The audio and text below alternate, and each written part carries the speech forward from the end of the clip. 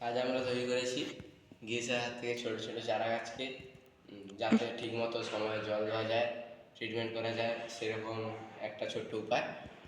এখানে দেখা যাচ্ছে এরিয়াটায় আছে শুকনো মাটি আর এই জায়গাটায় ভিজে মাটি আছে। এখানে ইলেকট্রনিক জিনিস থাকার জন্য আমরা জলের ব্যবহার করি। এখানে মাটিটা যখন শুকনো আছে তখন এখানে লাইট ইন্ডিকেট করছে যে গাছে জল দিতে হবে।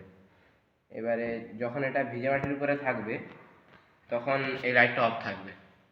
যখন মাটিটা শুকনো থাকবে তখন আবার লাইটটা ইন্ডিকেট করবে। এইভাবে আমরা ঠিকঠাক সময়ে মাটিতে বা গাছে জল দিয়ে গাছটা ঠিকঠাক রাখতে পারবো। এখানে আমরা ব্যবহার করেছি একটা আরডিনো ইউনো আর ফ্লাইং অ্যাশ একটা সেন্সার, আর এখানে আছে কিছু তার একে অপরের সাথে কানেক্ট করে একটা স্ক্রু দিয়ে মাটিতে লাগানো হয়েছে। Thank you.